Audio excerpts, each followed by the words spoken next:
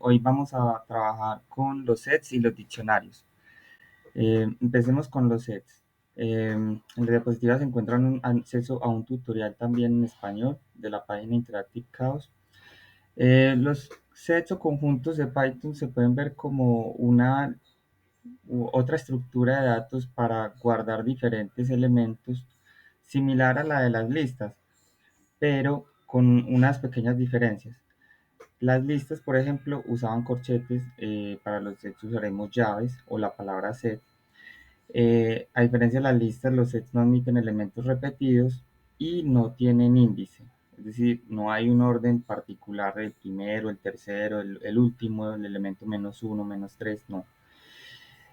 Por otro lado, tenemos que los sets usan hash. ¿Qué es el hash function? Es una manera interna del sistema codificar y llevar un inventario de qué elementos están.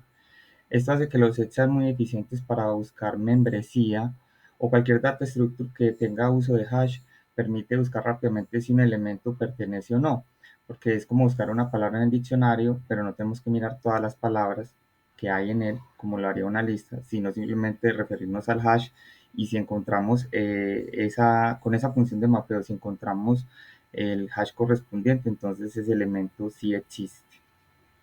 Aquí a la derecha vemos un pequeño ejemplo de cómo los ítems de un set, John Smith, Lisa Smith, cada uno tendría un valor de hash diferente y así podríamos saber rápidamente si alguno está sin revisarlos todos. La creación entonces, como la vemos, es con corchetes separando los elementos por coma y también si tengo una lista o una tupla, se puede generar ese set con la palabra set y haciendo un casting de esa lista o tupla. Bueno, hay funciones para modificar los sets, al igual que en las listas teníamos append, remove. En este caso, en los sets se llama add. Y recuerden que esa agregación del elemento no va a tener una ubicación particular en el set. Remove funciona igual que en las listas, remueve el elemento que se está intentando buscar y remover.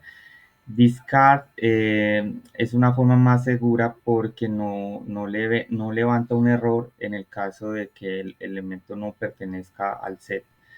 Recordemos que tanto en listas como en sets remove, en el caso de tratar de remover un elemento que no existe, se generaría un error de programa.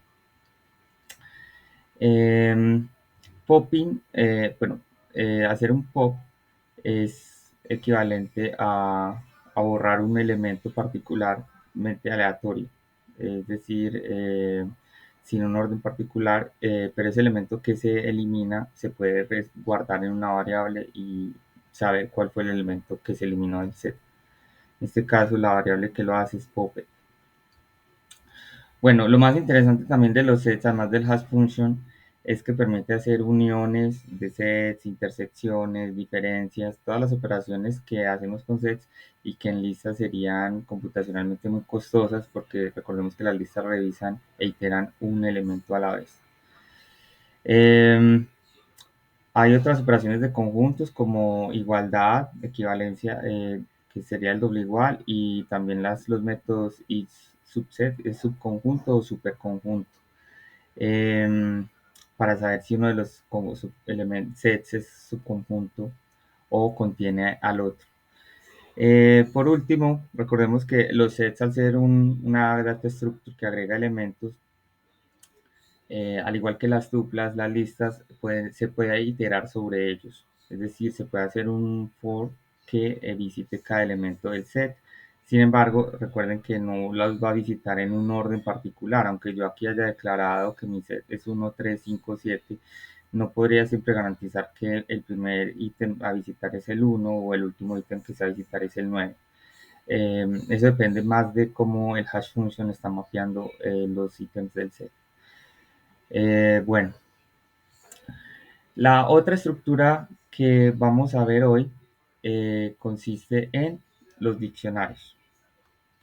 Los diccionarios también es un data structure interesante que trae Python de manera natural sin importar ninguna librería y consisten en una agregación de datos, un conjunto de datos, pero en el cual cada dato viene emparejado.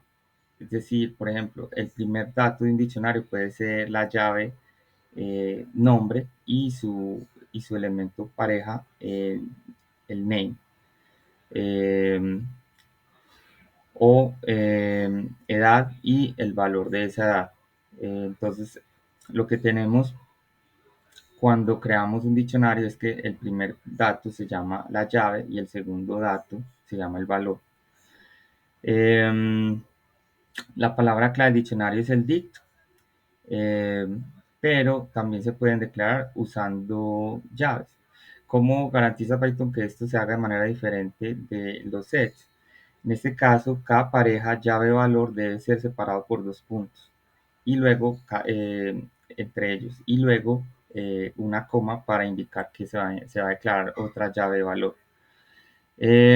Otra posibilidad eh, es declarar el diccionario vacío y luego empezar a llenarlo con cada una de sus llaves. En este caso no se accede por índice, sino que la llave, el string o valor correspondiente a la llave va entre corchetes, como si fuera el índice, y después del igual va el valor. Noten que en este caso esta declaración de la línea 3 es equivalente a haberla hecho con llaves y separando la pareja llave valor por dos puntos, como está aquí abajo representado.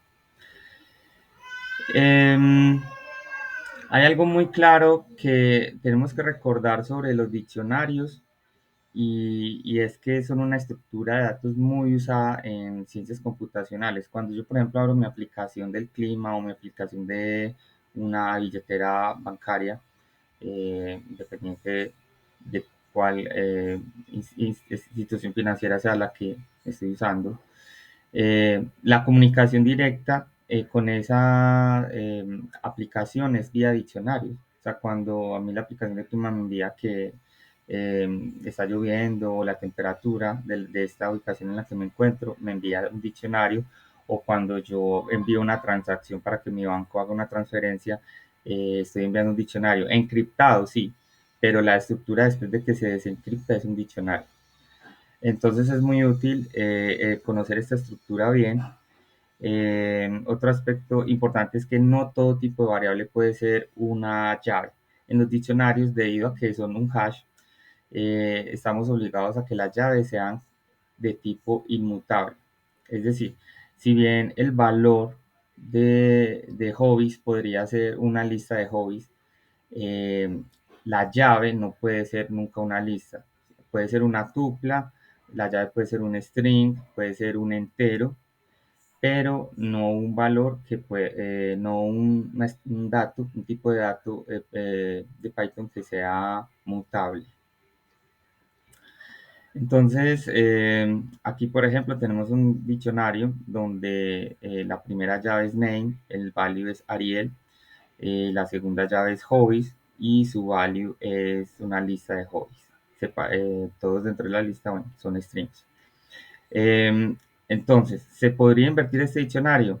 Cambiar el orden de value y llave.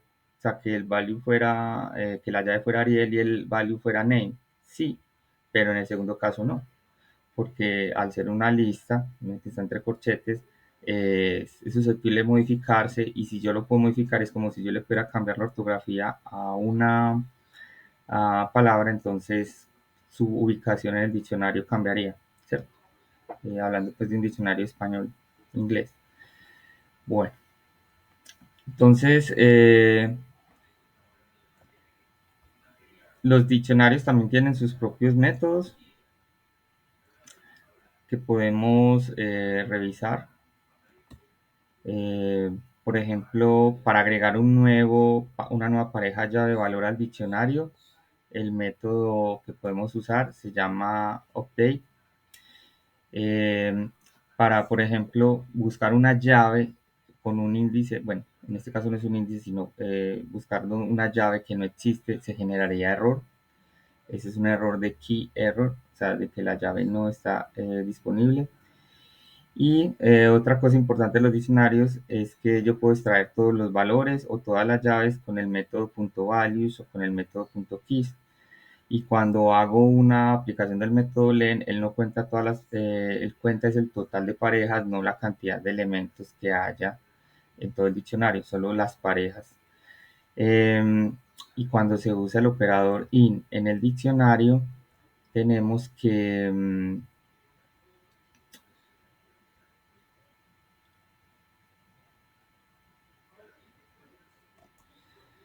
tenemos que el operador in solo hace la búsqueda dentro de las llaves. Entonces, por ejemplo, en mi diccionario de ejemplo, si yo busco Ariel in diccionario, como Ariel es un value de la llave name, va a decir que falso. Pero si yo busco name in diccionario, me va a decir que name sí es del diccionario. Entonces, para buscar, por ejemplo, en las values, lo que tendría que hacer sería primero extraer esos values en una lista, como se hace aquí con el método .values, y luego hacer la búsqueda del valor en ese diccionario. Uno invalues sería para buscar en toda la lista de valores que se extrajo de este diccionario. Bueno. Como siempre, en la página web del curso habrá unas tareas y ejercicios propuestos sobre diccionarios y sets. Y también en las diapositivas se encuentran algún par para que practiquen durante su taller. Eso es todo y espero verlos la próxima semana.